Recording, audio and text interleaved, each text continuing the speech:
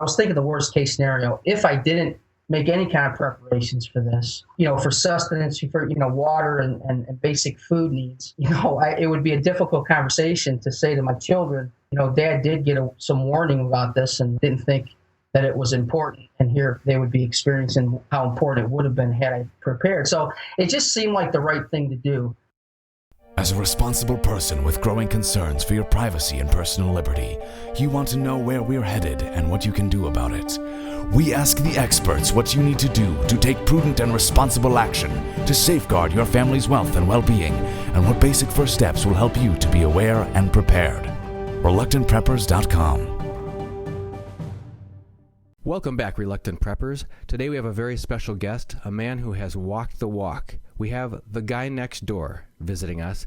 He's a husband and father of a large family, and he's going to tell us about how he moved from a large city to a small town, started some self-sufficiency and self-reliant practices, and finally has moved to the country where he's now able to expand his operation further. He's going to help us find out about a lot of the resources that helped him learn along the way, some common sense tips, and what worked well, what didn't work well. This is a guy who's actually made the transition that a lot of us are still thinking about or in the middle of, and he's got a lot of great experience to share with us.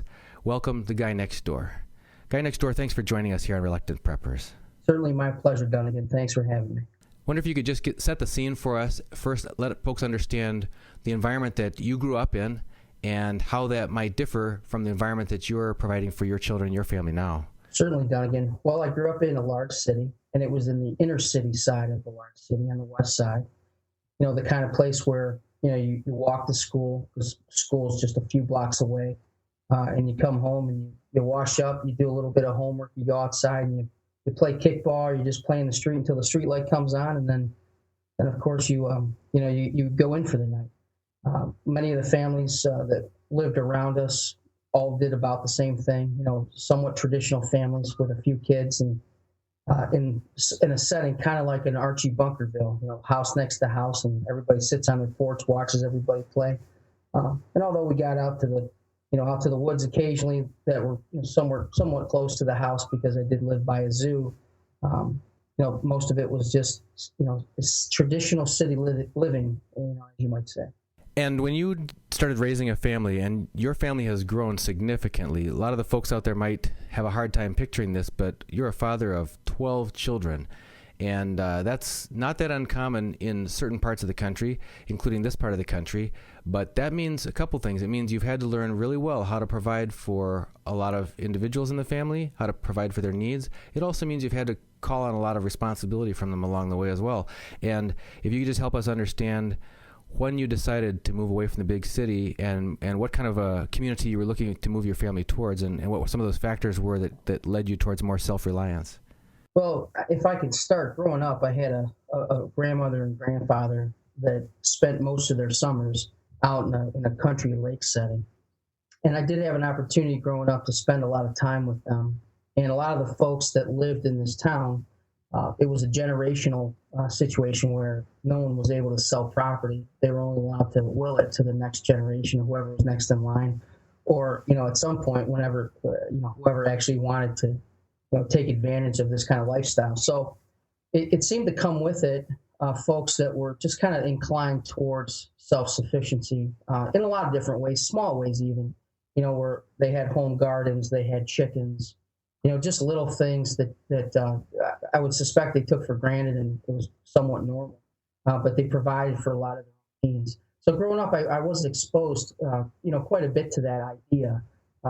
And I was very attracted to it on so many different levels. It seemed like a very peaceful way to live. It certainly seemed practical in the sense that if you can do those things for yourself, why not? So anyway, when I got my start, I was a serviceman, so I got a chance to see different areas of the country. And when it came time to decide if I was going to stay in the service and make a career or not, as we started having children, it made sense to move on, mainly because service is a very, very, it's a huge commitment in terms of being away from your family. And, I wanted to spend more time and be part of my kids, raise my kids. So we decided to leave, settle in close to family. family lived in the city, so it made sense initially to move somewhat close to family so we could, garner that support that family life and being close to family can provide. So that's how we got our start. Well, as our family started to grow, this was prior to Y2K, and I started hearing things about preparing for this possible calamity that everybody got to know as Y2K. Well, that being said, I started digging a little bit more and more into that. So as I started to really dig into what folks were talking about, I started thinking to myself, well, okay, I'm a father, a husband, and if any of what folks began to say could happen and did happen, it certainly would be prudent for me to have some kind of preparation to provide for my family. So I started seeing my little guys, and I was thinking the worst case scenario. If I didn't make any kind of preparations for this, for sustenance, for water and basic food needs, it would be a difficult conversation to say to my children, Dad did get some warning about this and didn't think that it was important, and here they would be experiencing, how important it would have been had I prepared. So it just seemed like the right thing to do. So what made sense to me at the time was, at least you should have some kind of fallback, if you will. Some stores for both food and water that, even if something lasted for a few weeks, maybe a month, you would be covered, and that just seemed practical, it seemed prudent. And certainly then I wouldn't be in the boat of looking at my children and saying, hey, I'm sorry I didn't put food away, to prepare at least for, some sense of practicality, And then, I did have some experience living on the coast, and in that area of the country, they were prone to hurricanes. And I did experience a hurricane come through, and my wife and I did go to the store and get some basic needs. And we did see how unprepared people were. And what I mean by that is the store shelves were empty. There was none of the basic, things that you would expect, the milk, the bread, the bottled water, and so forth. So it was interesting. At the time, it didn't really sink in that, the folks in an area that they're prone to having this kind of issue, didn't even prepare. So that did play a role in my decision to put some preparation together for Y2K. And then I even got passionate about it. I saw that most folks were, more or less naive and uneducated about the subject, even though, very educated, and certainly much more educated and smarter folks than I certainly am, were really cautious about the subject. So even went so far as to do some parish talks and some, I rented a local hall and passed out flyers to my neighbors, so that they at least had an opportunity to hear the message in a format that was, let them decide, not sensational, certainly fact-based. And I encourage everybody at the very least, Y2K or no Y2K, it's a smart idea to have at least a couple weeks of backup in case the power goes out or anything. So what specific preparations were you recommending to people make for their families? Well, the most important thing, and probably the most practical, that someone once told me, that any preparations that you're going to make, you should make them with both food and water first and foremost, the basic needs that you would have, but things that you're going to use either way. So basically, if you eat peanut butter and jelly, you're going to have a few extra peanut butters and a few extra jellies that you naturally would rotate, the oldest product to the front. Just a simple store shelf kind of storage with food that you're going to eat. And that way, if the idea would be to keep your backup, so to speak, ongoing. And that's really what I was promoting. Because truly, if the worst case scenario happened with Y2K, certainly a few weeks of storage would not have been, I guess would have gotten you past the first few weeks, but after that, it would have been interesting. But the bottom line is, and from a practical standpoint, I think it's smart to have, and that's, again, what I promoted. It doesn't take a whole lot of revenue and revenue, or cash to store a couple weeks worth of water, and certainly an extra few weeks of the normal type of food that you would eat. And really that's what I focused in on, because I thought at the very least, if I got folks to heed that, maybe we can spark some seeds ongoing for them to stay in that mode. That's really where I was at.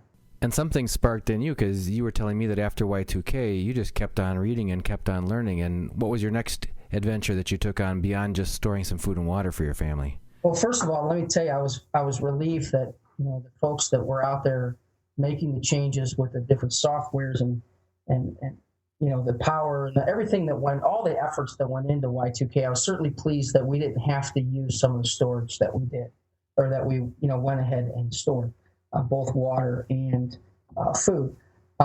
So what it did to me, though, is it really got me thinking about the long term. And I saw that if there was a major calamity of any kind, and I'm living in a very populated city-like, you know, setting, that I found that, or at least I surmised that there would be some safety concerns with my children. And given that, I thought it, again, prudent to go out to a smaller city setting.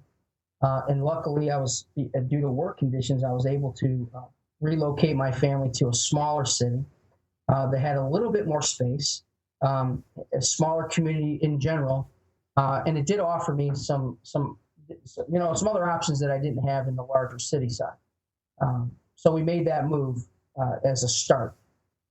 We settled into this smaller community. It felt a lot like when I spent the summers with my grandparents in that type of way. And for whatever reason, in the smaller city setting, it does seem like self-sufficiency is not foreign to the folks that live in these smaller communities. And the other thing that I was able to experience is in the smaller community setting, folks generally stick together in a lot of different ways and do help each other. And I do think that's a very important point, with the folks that you call your community, because truly, if we experience any kind of issues, it's going to take some folks to pull together to help each other out. And I did experience that in the smaller city setting. And to me, it was kind of like going from New York City to Mayberry. That's kind of how it felt. And it was neat in the sense that, folks were much more community centered. And I found that very attractive as I experienced it for the first time, as far as living and getting to know these folks as a neighbor. So what did you do in terms of educating yourself that led you further towards some self-reliance activities to help your family? Well, I mentioned when I was a child, growing up and spending time with my grandparents, that these folks had things like chickens and a garden, different things that they could do for themselves that were, not only important, but things that supplemented their needs. Well, I got this crazy idea to start what some call the 4-H project with my children. And that's that we're in this small city setting, and it's still a city, but certainly much smaller than the large city we came from. We decided to try our hand at some egg-laying hens. And I did go to the city. It was an interesting process. They were somewhat open to it. And so we started this. We actually, I put some plans together. I got with the children, and we ordered some chickens. Try to pick the birds that folks on different forums, and the internet's a great resource for this. Different forums on what types to raise in a children's setting, because I want them to certainly be compatible with the family. So we experienced for the first time creating or at least establishing a setting where we can have fresh eggs on a daily basis. And I have to tell you, this sparked in me, this opened the door in a new way. I certainly planted a garden most of my life, even when we lived in the large city, because you don't need a whole lot of space for some basics like tomatoes and beans and peppers and such. But when you have chickens, in a pen, and oftentimes we'd let them out and run around the yard. And so not only was it entertaining, but I saw the value of it. And one of the things that really sparked my attention is the fact that, children were learning something very intimate with the way nature works, with real work that is valuable and actually assists the family in a major way. So we were able to produce our egg production for the whole family's needs. So not only did we have a large family, we produced every egg that we ever needed to use, and we had enough also to give to our neighbors, which was a neat process as well, because it seems like everybody was always welcome to accept free and very wholesome and pretty eggs. And in both the sense of responsibility, they say children need to be needed, and then know that they had to go out in there and do something that was really going to help the family in a very immediate and real way. And then that sense of pride and accomplishment that comes from doing those real hands-on things that are going to directly benefit your family, and they're going to sit around the table and you're going to think, this food that's on the table is something that we did together and we contributed to. And from the youngest on up, having that sense of pride and of ownership and of responsibility, that's irreplaceable. So you shared with me in the past that that's some of the benefits that you derive from that. It's just awesome. Well, Don, again, I couldn't agree more. It was a great experience, and it was certainly a door that we swung open that many other things have been happening since. Just in case they're curious from our readers, what breed of chicken did you start with for your layers? I started with a breed called the Red Star. There's a number of other names for it. The most common today seems to be Golden Comet, which is a breed that is crossed between two breeds. The Rhode Island Red is the one. And what it produces is an egg-laying machine, basically. Some of the largest eggs that you can produce through any breed that you could get. Very consistent. There's, as we all know, 365 days a year, and they lay about 350 eggs a year. So it really turns your investment in grain into, production that you can sink your teeth into, so to speak. And one of the things that some people are concerned about with raising chickens, they're afraid of the foul odors of a stinky hen house or something. And some of us, I'm one person who's encountered a stinky chicken house in my life and never forget that smell. But when I visited and saw your chickens, there was no odor. So how did you handle that? Well, I was introduced to an old farmer early on, and he told me that if your chickens stink, that you're doing something wrong. And thankfully, he had practical ways to overcome that. And this particular farmer said that the recipe for an odorless chicken coop is 30-to-1 fiber or wood particle.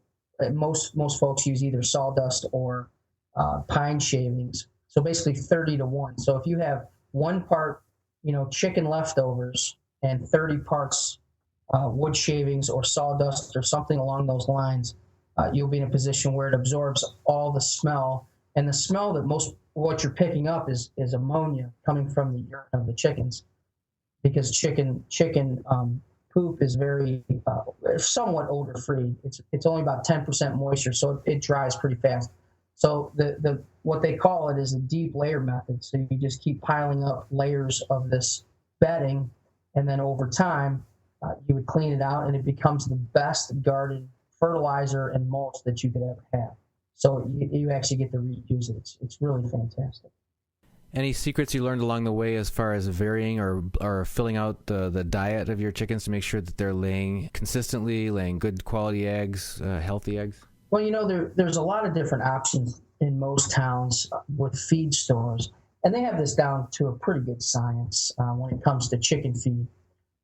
However, one of the things that you experience early on, especially in your first season of raising birds, is that when the weather starts to change, if you live in a climate that has a distinct change in season, specifically in the winter side where it's obvious that the temperature has changed and the days become shorter in terms of the light, you have a choice at that point. If you want to keep your production going, you do have to supplement some light.